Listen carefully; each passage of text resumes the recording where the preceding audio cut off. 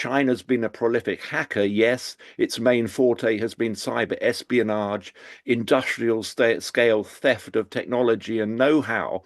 But this was the first example of China going more down what you might call the Russian road of Mm. sabotage, of trying to undermine systems. Now, by pre-positioning weapons, if you like, within critical infrastructure to be triggered should there be a conflict or times of tension. So this comes on top of a whole spate of increasingly serious and increasingly hostile cyber acts that have been blamed on China. Now, the US Treasury Department say they were hacked by China in a major incident that exposed some unclassified documents and blocked employees out of their workstations. The FBI and other government agencies have been brought in to assess the impact. China are calling these claims baseless, no surprise there. Let's get insight from the former China correspondent and author of Vampire State, The Rise and Fall of the Chinese Economy, Ian Williams. Welcome to the show, Ian. Nice to talk to you. Tell us what you know about the attack. Well, it's yet another attack. The Chinese hackers have been pretty prolific this year. What we do know is that it seems to have come through what they call a third-party provider, which is one of these computer support organizations. You know, when you're having difficulty on your workstation or your computer, you'll phone up computer support who will give you information about how to sort it out.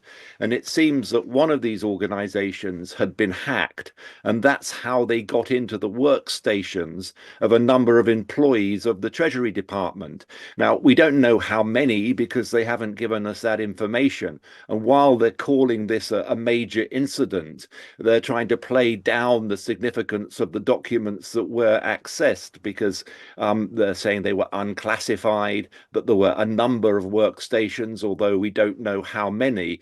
Now, clearly, the future economic direction of the US government, what Trump might have in mind, particularly for China, is of considerable interest in Beijing. So there is a clear motive there as well. But of course, this is also a pattern of behavior because this is just the latest of a number of large and quite aggressive hacks which have been blamed on China over recent months. And what does it do in terms of US-China relations? I mean, is there a sort of unwritten code that you don't hack certain parts of the system, or is it all fair game? And when the US call it out publicly like this, it doesn't bode well for good relations going forward. America's become much more willing to call out hackers than it used to. They used to be a little bit more wary because they didn't want to give away too much about their own techniques, about how they discovered these hacks. But more recently, they figured that if they can cause maximum embarrassment to the Chinese government in particular, then it might act as a deterrent to stop it happening. Now, the timing, in a sense, couldn't be worse, of course, because it comes just as Trump's about to become president again, and of course he's surrounded by quite a hawkish number of officials, and of course this will play into their hands, who'll see this as a yet more evidence of malign Chinese behavior. But I think it also comes on top of other hacks, which in many ways have been far more serious than what we're seeing with the Treasury. For instance, only just being revealed at the moment, more details have yet to come out, is the hack of about 9 of the major telecoms companies in the United States, which have enabled hackers, again, Chinese state-sponsored, we're told, to gain access to messages, to phone calls of prominent figures, among them Trump and his vice president. Earlier, another group, Volt Typhoon, now this Typhoon is a moniker they give to Chinese-based groups, was accused of pre-positioning malware within the American infrastructure system, including water, transport, ports, as a means of possible sabotage should conflict arise.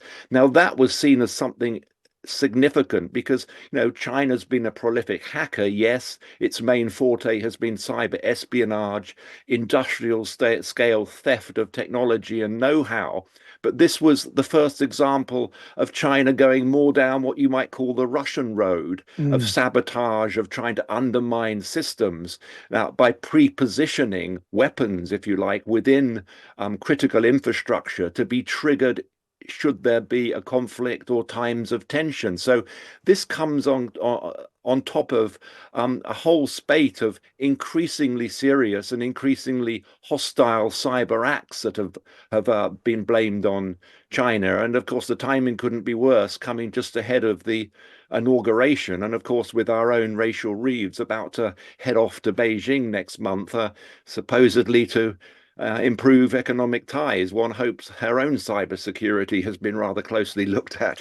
Yes, well, it's always the way when you go to China on an official visit, you're told to leave your telephone at home. That's Ian Williams, the former China correspondent, author of The Vampire State, talking about the news that China is alleged to have hacked the US Treasury Department.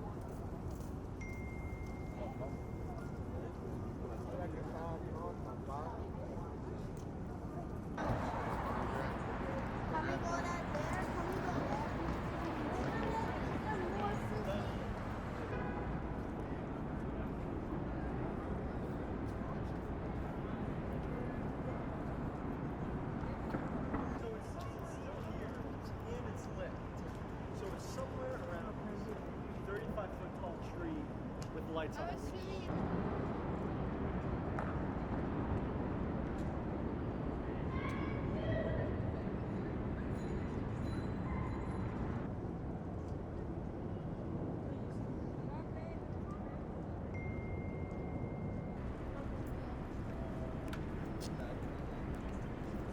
Lo tenemos acá y aparte que estamos